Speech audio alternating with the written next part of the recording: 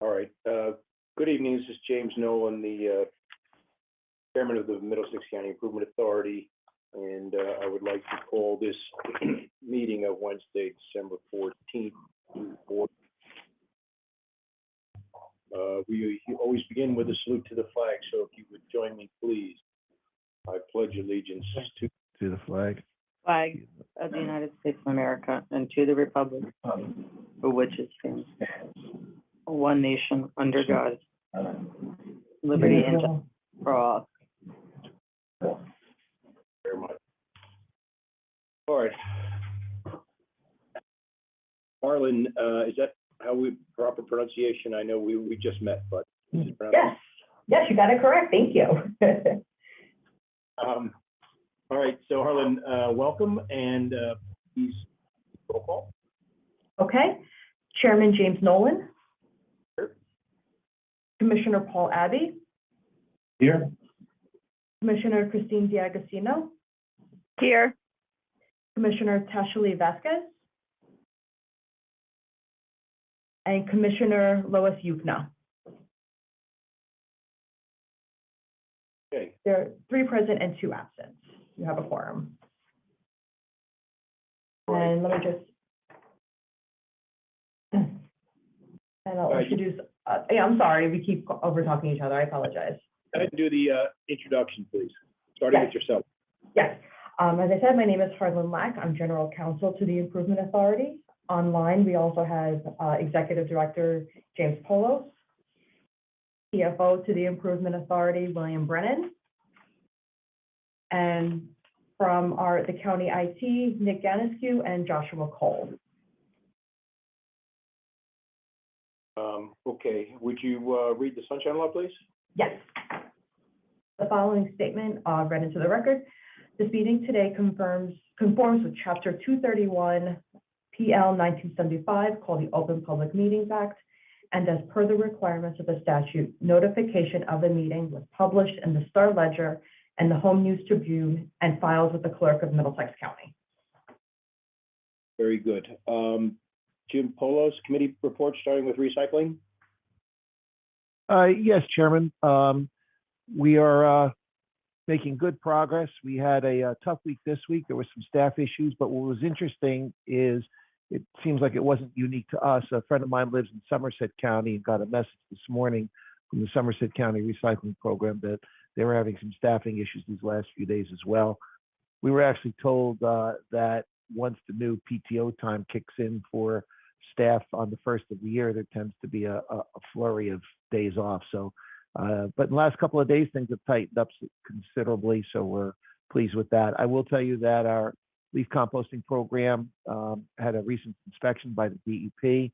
And if the board remembers, we made a number of improvements out there with signage and working with some of our communities to try to disperse the amount of leaves that were going to Edgeboro, including working with Edison Township, which now houses its own facility. And as a result of that, we had a wonderful inspection by DEP, and they were extremely pleased with the improvements that we've made. So kudos to the entire team, including our friends at the MCUA, who were very helpful in helping implement it. And is that it for committee reports, Jim? It is on the committee. Yes, sir. Okay, and I see that there's listed on our agenda no correspondence. Is that still the same? That's correct. And on number 6, old business on our agenda, it says there's no old business. Is that still the same? Correct. There is none. Okay. New business. You were going to give us an update on the projects. Yes, I just wanted to give you a quick update. For those of you who have been in the city, I'm sure you're seeing the progress that's being made on the Cancer Institute. Glass panels along the ground floor and terracotta glass panels beginning on the 2nd floor have been installed. The parking garage, which we're responsible for, the installation of precast concrete panels continues, and they've made quite a bit of progress in that area. So we're very pleased with that moving forward as quickly as it has. And the utility plant, which is also located primarily in the lower level of the parking garage, is also starting to take shape with equipment being delivered. At the Blanquita Valenti School, there is the brick on the portion of the exterior is going on, and the interior of the construction of the project moves ahead. Steel beams are in, the steel studs, I should say, for the drywall work, and interior work is progressing at a swift speed, so they are moving the projects along rather nicely. All right, well, then Jim, that concludes our new business? Yes, it does, sir. Okay, great. All right, so, Harlan, I'm not gonna ask you to, read all these. I wanna confirm, though, my understanding is that the agenda and all of these items, all these, resolutions have been published on our website, is that correct? Yes. Okay, so then we're not gonna require that you read them. And we're gonna handle it as a consent agenda. So, we have listed on our website and our agenda for anyone from the public to review, resolution numbered 8A through 8CC, 3 pages of resolution. So I'm not going to read those, and they're on there, and it's a matter of record, and we'll going to ask for a motion under number 9, a motion to approve the minutes of our meeting on November 9th. Motion, Christine. Second, Paul. All those in favor, aye. Aye. Aye. Unanimous, and that will pass. I'm going to ask for public comment resolutions only. Do we have anybody from the public? At this time, there's currently no one with their hand raised. Very good. So we're going to close public comment on resolution. Oh, I apologize. We actually did just get one hand raised. Okay. Is that our friend Charlie? Charlie, are you here today? Yes, good evening, Mr. Chairman, members of the board. Charlie Cradaville from New Brunswick, the editor of New Brunswick Today. I do want to just clarify, for starters, the resolutions themselves are not available on the Improvement Authority website. Is that, or did you mean that the agenda is on the website? Yes, I'm sorry. The agenda with the all we read is the summaries of the resolutions at the meeting. We don't read the resolution. So yes, I'm referring to the summaries, the titles. Okay. Have you been able to locate those, Charlie? I do have the agenda. I would have appreciated the resolutions. I think that would be superior to offer those, and I just wanted to make sure that I wasn't missing out on them. But I hope that you'll consider, putting the resolutions themselves on your website. And I did just want to ask about one item, is 8L, the Helix project application to the local finance board. Can I get a little bit of information on, what the purpose of that is, how much we're talking about, and timeline? Jim Polis, do you have that? Yes, Chairman. So this is for financing of the new development project in downtown New Brunswick. It's rather a significant project, and the Improvement Authority, this is a resolution to allow us to go to the local finance board to provide conduit financing for the development of the project. I believe in an amount of approximately $550 million. So that is a lot of money. Can you tell me what you mean by conduit financing? What role does the authority play in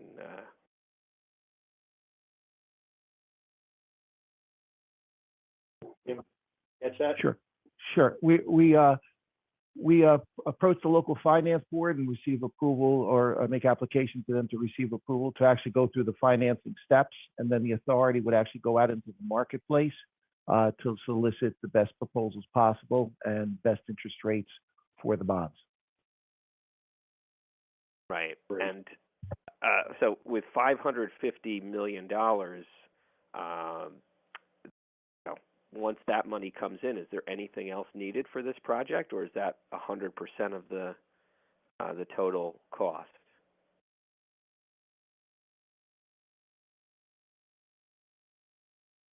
You know the answer to that? I don't believe that that's the total cost. I believe that there are other funds that are coming into the project, but I'll yield to Bill Brennan, our CFO, and Harlan on that aspect of it. Bill, I believe that there are other elements to this. I don't think we have all the details of what they are, but I believe that there are other aspects to the financing, correct? Yes, yes, Mr. Polis, Chairman, with your permission, I try my best to address some of the questions. Great. Okay, great. Mr. Crowder, good evening. My name is Bill Brennan. I'm the CFO of the Middlesex County Improvement Authority. This is recently brought to my attention in the past few weeks. This is in early days, as Mr. Polis has said. I'm seeing anywhere between 500 to 700 million in financing, but there are other sources of where this financing is coming from. I believe Jim was spot on with what we will be going out to market for. It's approximately 500 to 550 million. Conduit financing, we are the intermediary. We use the AAA rating of the county to go out to the market to get the best pricing, where we offer low interest pricing for economic development projects. For greater details, if you would allow me, Mr. Credible, I'll do some research, and perhaps we can get you some more data from the experts. I don't want to misstate anything, but as Mr. Post was stating, it's a building that's going to be built in New Brunswick. I believe we're partnering with Rutgers University. It's going to be a research hub to attract some of the best available talent in various areas. But with regards to education and medicine, but more detail than that, sir, I would need to circle back with your permission. Of course, I would welcome that, and I do appreciate the thorough answers. I'm quite familiar with the site in question and the various proposals that have been floated over the years for what to do with it. I guess I'm a little surprised to see such a large amount of money going through the authority for this, but I appreciate your thorough explanation, and anything you can do to follow up on, perhaps filling in the rest of the financing picture would be appreciated. And I understand this was discussed at the December meeting of the board, which I was unable to attend. So, also on the topic of transparency, it'd be great if your recordings of these meetings were shared on the website as well, so that for people who missed them or want to just go back and see what was said or hear what was said, they could do that. I, of course, can obtain a copy through Open Public Records Act request, and that's what I'll do in this case. But any follow-up that you can give Mr. Brennan, I would welcome. My email address is editor@newbrunswicktoday.com, and if you need my phone number, Mr. Polis has it. Thanks. Thank you, sir.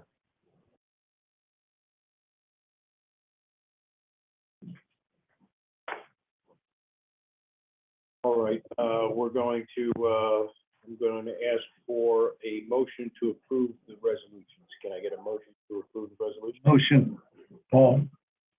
Motion, second motion, Christine. Favor, aye. Aye. Aye. Oh, Lois, I see Lois Yuckman is present. Lois, are you there? Yes, I'm here. So I called in, but I don't know if you knew that I've been here, but yes, I approve. Not a problem. Just want to mark, did you get a chance to vote when we just did the roll call there? No, I just got the link to be able to get on, but I was on by the phone, so I could only hear. I couldn't talk. Okay. So I'm going to run this, and we're going to do that vote one more time. So this is for the approval of the resolutions on our agenda. And I'm going to again ask for, we're going to do a redo here, and I'm going to ask for a motion to approve the resolution. Can I get a motion, please? Motion, Paul. Second motion, Christine. Favor, aye. Aye. Aye. Right, at everybody.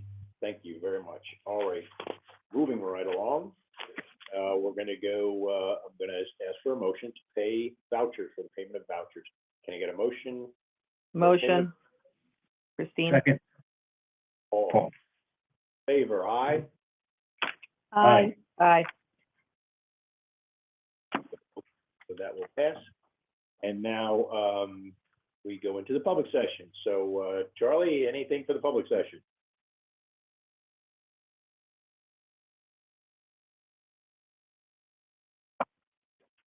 Yes, good evening once again, Charlie Cradaville. I've got transparency on my mind as we're, moving ahead into another new year. I got to say that MCIA stands out as one of the only entities that's still doing meetings using older technology, like 1990s audio-only teleconferencing technology, and I'm not sure what access the officials may have to the meeting. It does say in your notice that this is on the Zoom platform, but I'll note that there is no link provided, and last time I checked, when people try to use the Zoom app to access the meeting, they cannot. It rejects them. So, this is something that only the MCIA is doing. Obviously, many government entities have gone back to in-person meetings, but still many do remote access meetings. And I think it's a valuable thing to have the remote access, but really ought to consider using the modern technology and let people use the application. I think probably most people at this point have at least one device with the Zoom app on it, and they can click a link and use their internet connection to participate in the meetings. I think this is one reason I'm the only person that comes on these calls and speaks to you. If you really want to foster more public input and engagement, having a link on the website that people can just click and use the app. One thing you might not be considering is some people may have to pay by the minute to use the telephone phone line, and of course, it's up to you whether you want to turn your camera on or not. But I think having a meeting where there's video capability, the ability to be able to put things on the screen like the agenda or presentations that the commissioners may be receiving, and also for people to just look each other in the eye and let you see me when I'm talking to you, I think would be all valuable improvements. And it sounds like you're already using the Zoom software, so I would just encourage you to use the full functionality if you're going to continue the remote meetings. Let people use the app to participate. I never understood why that was blocked. So I hope you'll consider that. Also wanted to make comments on the recycling. I know the first pickup of the year was 2 days late here in my neighborhood, and I'm concerned about what the future holds for this year. And I did hear the recycling report and understand that it's not unique to this agency, but I think at some point that's not good enough. We need to figure a way out of the problem, and happy to talk further about that if anyone wants to. But the final item I wanted to ask about is the North Brunswick train station.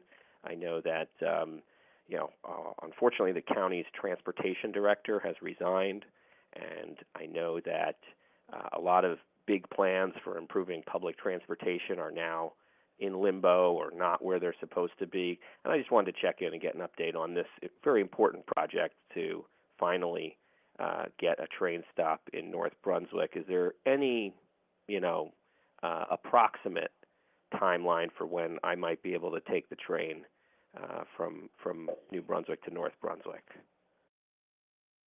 Well, two comments, if I may, Charlie.